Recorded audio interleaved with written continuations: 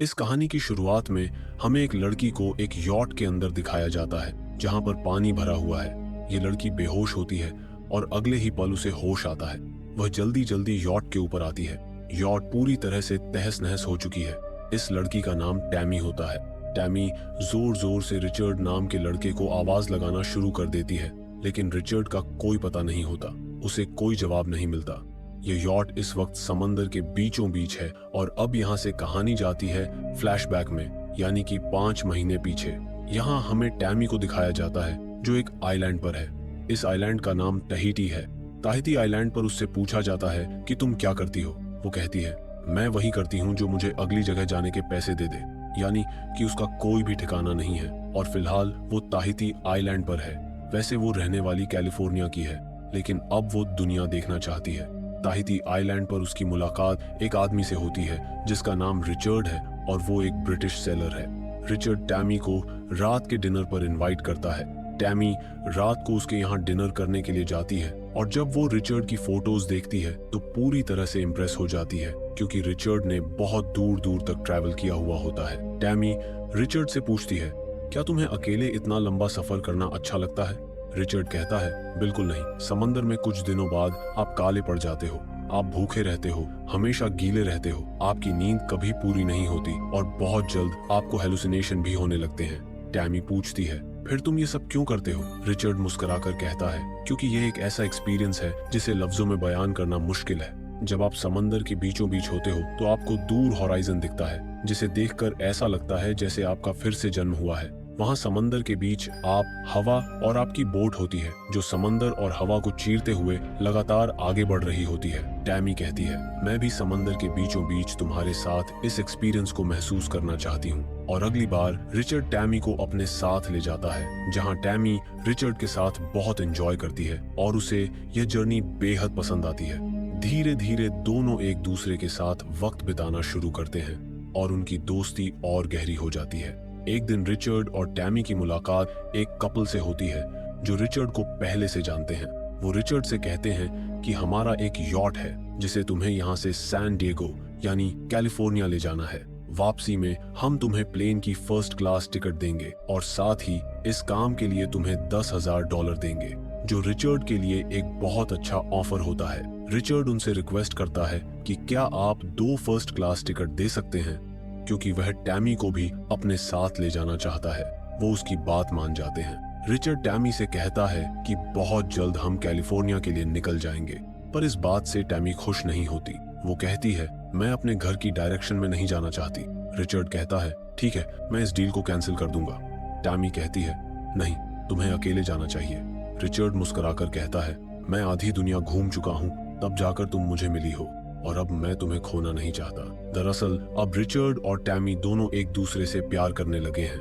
Richard की यह बात सुनकर टैमी उसके साथ जाने के लिए मान जाती है और बहुत जल्द ये दोनों उस यॉट को लेकर कैलिफोर्निया की तरफ निकल पड़ते हैं। अब जब ये समंदर के बीचों बीच होते हैं तो रिचर्ड टैमी को शादी के लिए प्रपोज करता है और वह उसे एक रिंग पहनाता है जो उसने अपने हाथों से बनाई होती है। टैमी रिचर्ड के प्रपोजल को हाँ कर देती है और उसे अपने गले से लगा लेती है, क्योंकि वो भी उसे दिल से प्यार करती है।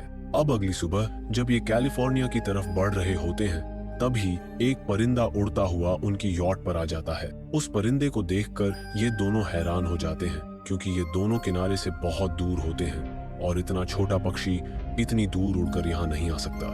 टैमी रिचर्ड से पूछती है, इतना दूर आया कैसे? रिचर्ड कहता है, शायद हवा के तेज झोंकों से ये यहाँ तक आ गया होगा।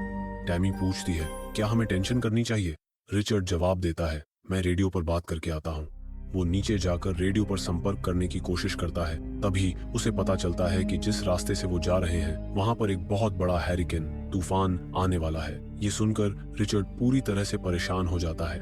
टैमी उसे समझाती है, हमें अपना रास्ता बदल लेना चाहिए, जब तूफान निकल जाए तब हम आगे बढ़ सकते हैं। और ये दोनों वैसा ही करते हैं। लेकिन रात होते होते इनकी यॉट उस भयानक हैरिकेन में फंस जाती है। यहाँ पर इतनी ऊंची ऊंची लहरें होती हैं जैसी उन्होंने कभी सोची भी नहीं थी। रिचर्ड टैमी से कहता है, तुम यॉट के अंदर नीचे जाओ। हालांकि टैमी नहीं जाना चाहती, लेकिन रिचर्ड उसे जबरदस्ती नीचे भेज देता है और तभी इनकी यॉट एक बहुत बड़ी लहर से टकराती है, जिससे यॉट के अंदर पानी भर जाता है। साथ ही साथ रिचर्ड भी समंदर में गिर जाता है और यॉट के अंदर टैमी बेहोश हो जाती है क्योंकि उसके सिर पर गहरी चोट आई होती है। अगली सुबह जब उसकी आंखें खुलती हैं तो वो देखती है कि यॉट में पानी भरा हुआ है। वो ऊपर आकर रिचर्ड को आवाज लगाना शुरू करती है, लेकिन रिचर्ड का कोई जवाब नहीं आता। यहीं से वो समझ जाती है कि अब कुछ गड़बड़ है और ये वही पल होता है जहां से कहानी की शुरुआत हुई थी। अब कहानी फ्लैशबैक से निकलकर वर्तमान प्रेजेंट में आ जाती है, जहां टैमी रिचर्ड को ढूंढने के लिए पूरी तरह से परेशान है। वो दूरबीन से चारों तरफ देखती है, लेकिन उसे ना कोई शिप दिखता है और ना ही कोई किनारा नजर आता है। इसके बाद वो रेडियो से संपर्क करने की कोशिश करती है, लेकिन यहाँ रेडियो भी काम नहीं कर रहा होता। ये देखकर टैमी पूरी तरह से टूट जाती है और यॉट के ऊपर लेट जाती है। वो बहुत बुरी तरह जख्मी होती है, इसलिए कुछ देर बाद उसे नींद आ जाती है। जब उसकी आंख खुलती है तो वो देखती है कि यॉट के ऊपर जो छोटी सेफ्टी बोट थी वो वहां पर नहीं होती। वो दूरबीन से देखती है तो सेफ्टी बोट बहुत दूर दिखाई देती है और उसे समझ आ जाता है कि रिचर्ड उसी बोट पर है।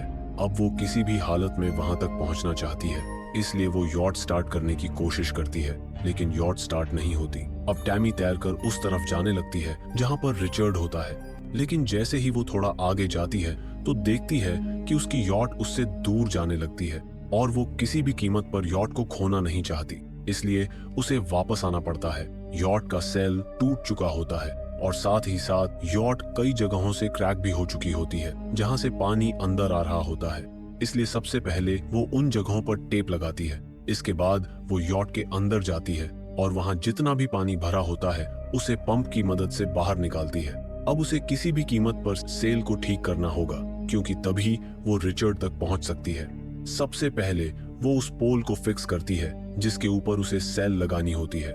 इस पोल को फिक्स करने में उसे काफी दिक्कत होती है, लेकिन आखिरकार वो उसे फिक्स कर लेती है। इसके बाद वो सेल को भी लगा देती है और अब उसकी यॉट पानी में बहना शुरू कर देती है। कुछ देर बाद वो उस जगह तक पहुंच जाती है जहां रिचर्ड एक छोटी सी बोट के ऊपर होता है, लेकिन वो बोट उल्टी पड़ी होती है, इसलिए रिचर्ड वहां फंसा हुआ होता है। साथ ही साथ वो बहुत बुरी तरह जख्मी भी होता है।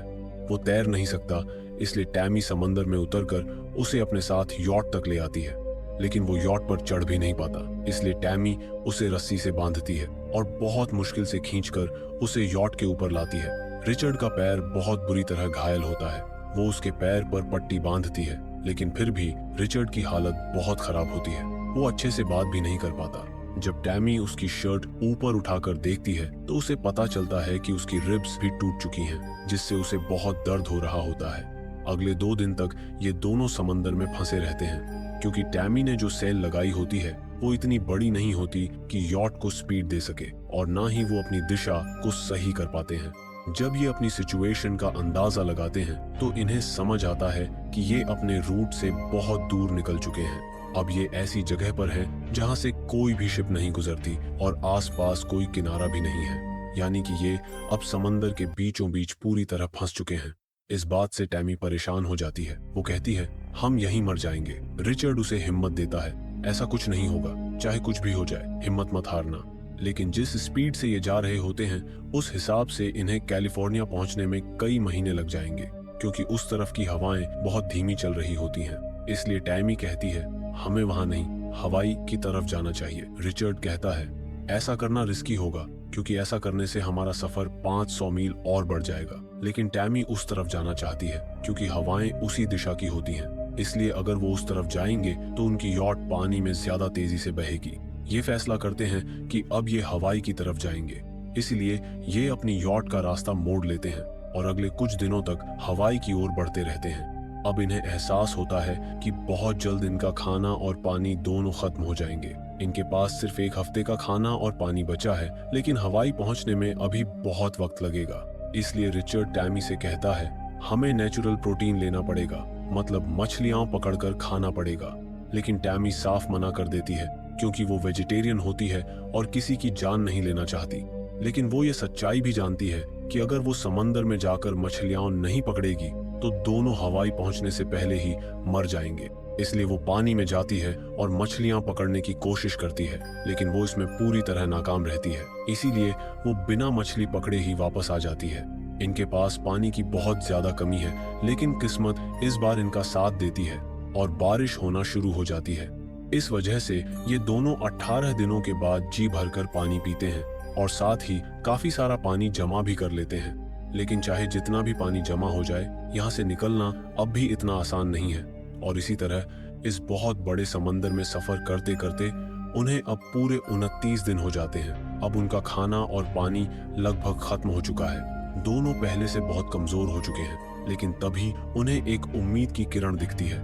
इनकी यॉट के सामने एक बहुत बड़ा कार्गो शिप आता है।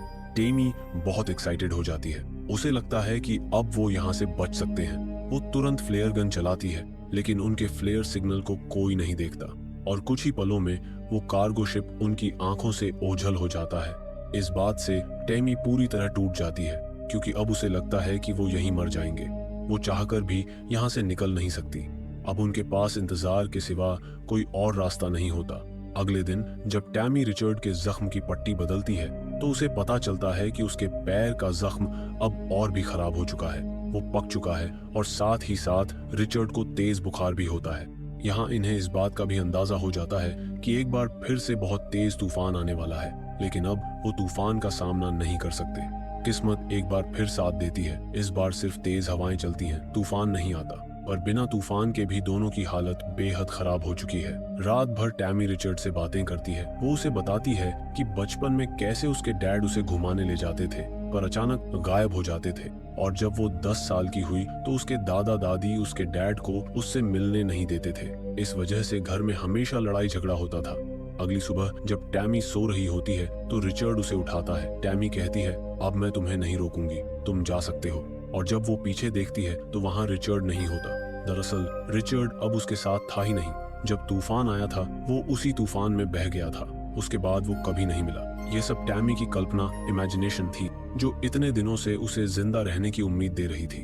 अब उसने सच्चाई स्वीकार कर ली है कि रिचर्ड अब इस दुनिया में नहीं रहा। साथ ही अब वो समंदर में मछली पकड़ना भी सीख चुकी है, क्योंकि अगर वो ऐसा नहीं करती तो वो खुद भी जिंदा नहीं बच पाती।